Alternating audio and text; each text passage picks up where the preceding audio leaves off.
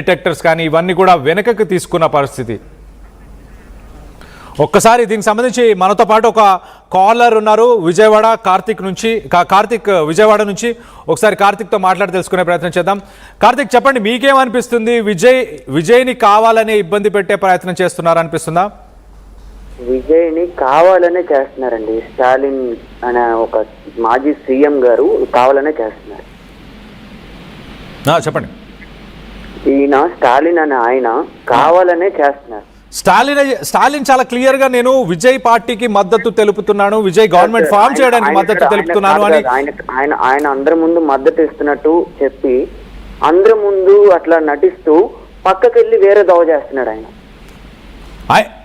ఒకవేళ స్టాలిన్ అడ్డుపడుతున్నాడు అనుకుంటే ఏఐడిఎంకే నుంచి ఎమ్మెల్యేల సపోర్ట్ ఉంది కాబట్టి గవర్నమెంట్ ఈజీగా ఫామ్ చేస్తాడు. స్టాలిన్ అడ్డుపడే అవకాశం ఉండదు. గవర్నర్కి స్టాలిన్కి గతంలో కూడా కొన్నిసార్లు పడలేదు కాబట్టి గవర్నర్ని స్టాలిన్ ఇన్ఫ్లుయెన్స్ చేస్తున్నాడు అనుకోవడం కరెక్ట్ కాదండి. ఈయన విజయ్ అనే ఆయన మంచి ఆలోచనలతో వెళ్తున్నాడు. ఈ స్టాలిన్ అనే ఆయన ఏం చేస్తున్నాడు అంటే ఫుల్ మనీ మైండెడ్ ఆలోచనలతో వెళ్తున్నాడు సార్. స్టార్టింగ్ నుంచి చూస్తాను ఉన్న తమిళనాడు ఎలక్షన్. ఓకే, కానీ కార్తీక్ గారు నేను చెప్పేది ఏంటంటే చాలా క్లియర్గా స్టాలిన్ అలాంటివి చేయలేని సిచ్యువేషన్లో ప్రస్తుతానికి అతను ఉన్నాడు. అండ్ గవర్నర్ని స్టాలిన్ ఇన్ఫ్లుయెన్స్ చేయలేని సిచ్యువేషన్. ఎందుకంటే డిఎంకే పార్టీ కాంగ్రెస్తో కలిసి కూటమిగా ఉంది, ఏఐడిఎంకే పార్టీ బీజేపీతో కలిసి కూటమిగా ఉంది. సో మీరన్న పాయింట్ అయితే వ్యాలిడ్ కాదండి. ఖచ్చితంగా స్టాలిన్ అయితే దాని వెనక లేడని నేను భావిస్తున్నాను. ఖచ్చితంగా లేదు సార్, నేనైతే స్టాలిన్ అని ఆయన అయితే విజయ్ని తొక్కాలనే చూస్తున్నాడు. ఖచ్చితంగా మీరు స్టాలినే వెనక ఉండి ఇదంతా నడిపిస్తున్నాడని మీరు భావిస్తున్నారు? వెనక పాత్రధారి సూత్రధారి నడిపించే డైరెక్షన్ అంతా ఈ స్టాలిన్ అంటారా? ఓకే, మొత్తం ఆఖరికి గవర్నర్ కూడా గుప్పిట్లో పెట్టుకునే హోదాకి వెళ్ళిపోయాడు. ఓ మీన్స్ ఇక్కడ సీఎం పదవిలో లేకపోయినా. ఓకే కార్తీక్ గారు, మీరు అన్నట్టే ఒకవేళ నిజంగానే స్టాలిన్ ఉన్నాడు అనుకుందాం. ఇంకొన్ని కామెంట్స్ కూడా చదివి వినిపిస్తారు. థ్యాంక్స్ కార్తీక్ గారు, మీరు ఆర్టీవీ కాల్ చేసి మీ అభిప్రాయాలను మాత్రం పంచుకున్నందుకు. ఒకసారి కాంగ్రెస్కి సంబంధించి తమిళనాడు కాంగ్రెస్ కమిటీ కూడా ఒక ట్వీట్ని చేశారు. దాన్ని కూడా ఒకసారి చదివి వినిపించే ప్రయత్నం చేస్తా. Tamil Nadu people's mandate is loud and clear. Respect it. Do not attempt to undermine or negate the democratic voice of Tamil Nadu. చాలా క్లియర్గా తమిళనాడు ప్రజలు వాళ్ళ అభిప్రాయాలని అభిరుచులని చాలా లౌడ్గా క్లియర్గా, అంటే మెజారిటీ సీట్స్ని టీవీకేకి ఇచ్చారు కాబట్టి చాలా క్లియర్గా ఉంది. దాన్ని గౌరవించండి, అంతేకాని దాన్ని అనగదొక్కే ప్రయత్నం చేయకండి. రాజ్యాంగబద్ధంగా ఉండండి. డెమోక్రటిక్ వాయిస్ ఆఫ్ తమిళనాడు అంటూ చెప్పుకొచ్చే ప్రయత్నం చేస్తున్నారు. ఇటు తమిళనాడు కాంగ్రెస్ కమిటీ ట్వీట్ ఇది. సో మొత్తం మీద కాంగ్రెస్ కూడా, తమిళనాడు కాంగ్రెస్ కమిటీ కూడా గవర్నమెంట్ని ఫామ్ చేయాలని కోరుతుంది. కమ్యూనిస్టులు కోరుతున్నారు. అలాగే మీరేమనుకుంటున్నారు? మీ అభిప్రాయాలను మాతో పంచుకోవడానికి కింద స్క్రాల్ అవుతున్న నంబర్స్కి మీరు కాల్ చేసి మీ అభిప్రాయాలను మాతో పంచుకోవచ్చు. మనతో పాటు మరొక కాలర్ ఉన్నారు, రాజేష్ ఫ్రమ్ ఏలూరు. రాజేష్ చెప్పండి, మీకేమనిపిస్తుంది రాజేష్ గారు? నమస్తే సార్. నమస్తే అండి. యాక్చువల్గా తమిళనాడు ఎలక్షన్స్ ని నేను ఫస్ట్ నుంచి అబ్జర్వ్ చేస్తున్నాను. ఓకే, టీవీకేకి మంచి మెజార్టీ వస్తుందని అందరూ ఊహించకపోయినప్పటికీ కూడా నేను ఊహించాను. ఓకే, కాకపోతే సింగిల్ లార్జెస్ట్ పార్టీగా ఎప్పుడైతే విజయ్ వచ్చాడో, వచ్చిన తర్వాత అతను తీసుకున్న స్టాండ్ ఏదైతే ఉందో ఆ స్టాండ్ మీద చిన్న చిన్న భేదాభిప్రాయాలతో సెంట్రల్ గవర్నమెంట్ నుంచి తనకు సపోర్ట్ రావట్లేదని నా అభిప్రాయం. తను ముందుగా ఎవరిదైతే కలుద్దాం అనుకున్నారో అది కలవకుండా కాంగ్రెస్ తో ఎప్పుడైతే తను గవర్నమెంట్ ఫామ్ చేద్దామని అనుకున్నాడో అప్పుడు సెంట్రల్ నుంచి వచ్చే సపోర్ట్ అతనికి పోయింది. దానివల్ల వెనకాల ఏదైనా గేమ్ ఆడుతున్నారా అనేది నా అభిప్రాయం. అంటే సెంట్రల్ గవర్నమెంట్ ఇదంతా చేస్తున్నది గవర్నర్ ద్వారా. జనరల్ గా ఎలా ఉంటుందంటే సార్, ఇప్పుడు ఇండియాలో ప్రైమ్ మినిస్టరే ఏదైనా చేయగలరు. గవర్నర్స్ కూడా వాళ్ళ అండర్లోనే కదా వర్క్ చేయాల్సింది. అసలు సింగిల్ లార్జెస్ట్ పార్టీగా పెట్టిన తర్వాత ఈ రాజ్యాంగంలో ఎక్కడ కూడా ఏ ఆర్టికల్లో కూడా 118 ఏదైతే డెడ్ లైన్ సీట్స్ ఉన్నాయో వాటిని దాటితేనే కానీ గవర్నమెంట్ ఫామ్ చేయాలని రూల్ ఎక్కడా లేదు. దానికి సబ్సీక్వెంట్ రూల్స్ కూడా ఇచ్చున్నారు. అనుకున్నటువంటి టార్గెట్ నెంబర్ దాటినప్పుడు ఖచ్చితంగా సింగిల్ లార్జెస్ట్ పార్టీ ఏదైతే ఉంటుందో ఆ లార్జెస్ట్ పార్టీని ముందు ఇన్వైట్ చేయాలి గవర్నమెంట్ ఫామ్ చేయడానికి. లేదంటే ఒక అన్సర్టనిటీ నెలకొంటుంది అక్కడ. ఇప్పుడు ఆల్రెడీ ఒక ఫార్మర్ గవర్నమెంట్ ఏమో బయటకు వచ్చేసింది. ఇప్పుడు న్యూ గవర్నమెంట్ ఫామ్ చేయాలి. మధ్యలో ఉన్న ఎంప్లాయీస్ ఈ 4-5 రోజులు జరగాల్సిన ప్రగతి ఆగిపోవట్లేదు. స్టేట్ మొత్తం ఎక్కడ వ్యవస్థలు అక్కడ స్తంభించిపోవట్లేదు సార్. రైట్. మరి ఇవన్నీ ఎందుకు అర్థం చేసుకోవట్లేదు? అంత పెద్ద పొజిషన్ లో ఉన్నటువంటి గవర్నర్ కి కూడా ఈ విషయం ఎందుకు తెలియట్లేదు అనేది మనం ఒక సామాజిక న్యాయం కోసం మనం ఆలోచించే వాళ్ళం ఈ సమాజంలో ఉంటున్నాం కాబట్టి మనం కూడా తెలుసుకోవాల్సిన విషయం ఉంది. అంతేకాదన్నా 36% ఆఫ్ ద ఓట్స్ తను గెయిన్ చేశాడు and compare to other parties. ఇలాంటప్పుడు రైట్, థ్యాంక్స్ రాజేష్ గారు. రాజేష్ గారు చాలా క్లియర్గా కేంద్ర ప్రభుత్వ ఇన్వాల్వ్మెంట్ ఉంది, బీజేపీ ఇన్వాల్వ్మెంట్ ఉంది, గవర్నర్ని అడ్డుపెట్టుకొని ఎందుకు ప్రజాధనాన్ని ప్రజా సమయాన్ని కూడా ఎందుకు వృధా చేస్తున్నారు అంటూ రాజేష్ గారు క్వశ్చన్ చేస్తున్నారు. సో వ్యాలిడ్ పాయింట్ రాజేష్ గారు. ఖచ్చితంగా గవర్నర్కి అథారిటీ లేదు, రాజ్భవన్లో ప్రూవ్ చేయాల్సిన అవసరం అంతకన్నా లేదు. లెజిస్లేటివ్ అసెంబ్లీలో డైరెక్ట్గా ప్రూవ్ చేయొచ్చు. ఒకవేళ లెజిస్లేటివ్ అసెంబ్లీలో ఆ మ్యాజిక్ ఫిగర్ నంబర్ కనుక విజయ్కి రాకపోతే దెన్ అప్పుడు ప్రెసిడెంట్ రూల్ని ఇన్వోక్ చేస్తారా, లేకపోతే డిజాల్వ్ చేసి మళ్ళీ ఎలక్షన్స్ని పెడతారా?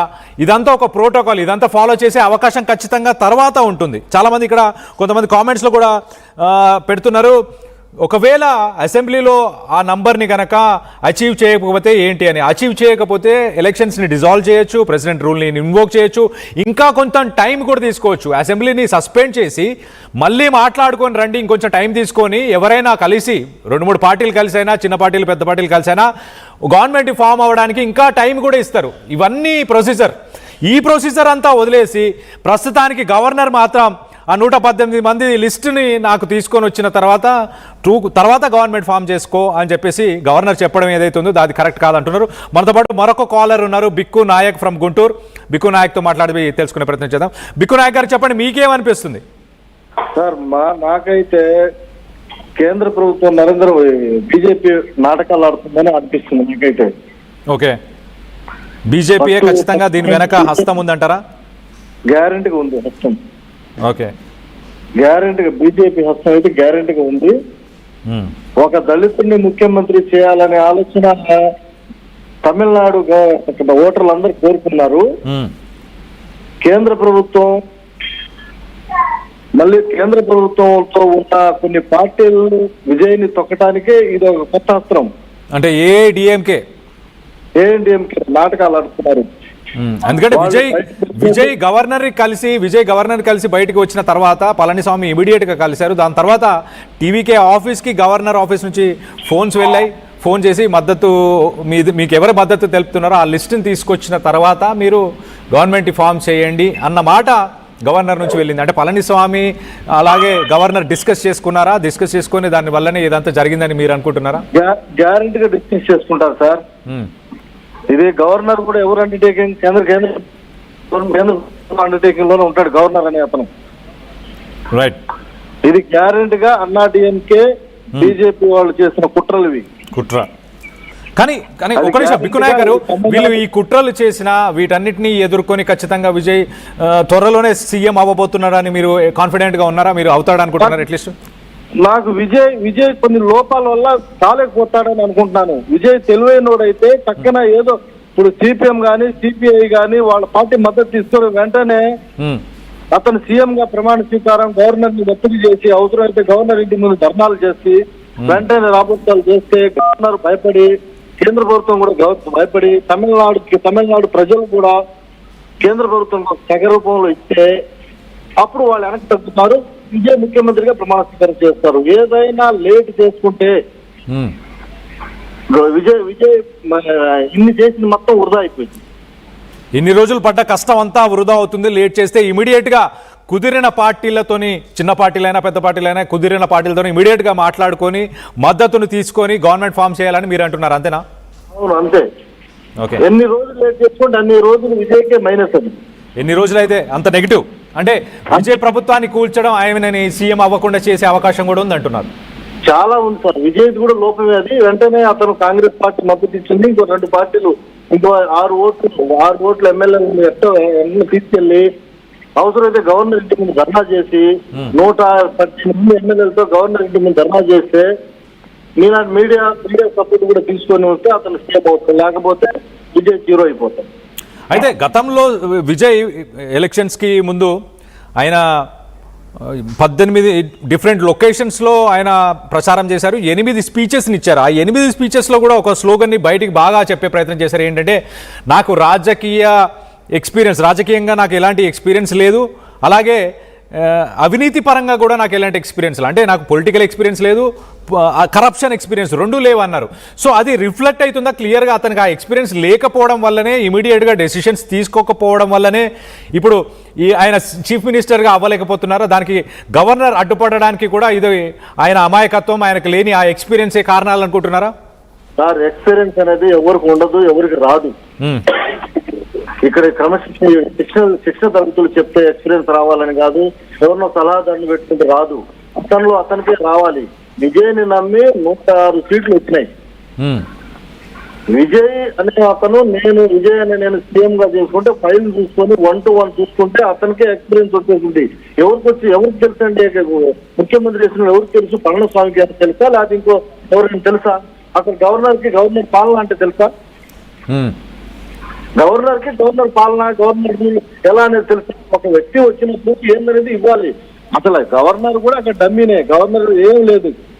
ఢిల్లీ నుంచి పిలుపునొస్తే ఢిల్లీ నుంచి ఏం చెప్తే చేయాల్సిందే గవర్నర్. ఇప్పుడు విజయ్ ఓడిపోతే తమిళనాడు ఓడిపోయింది. ఓకే, సో విజయ్ ఓడిపోతే తమిళనాడు ప్రజలు ఓడిపోయినట్టే. Right, exactly. ఇటు ప్రకాష్ రాజు, కమల్ హాసన్ ఇలాంటి వ్యక్తులు కూడా అదే అంటున్నారు. ఇది ప్రజల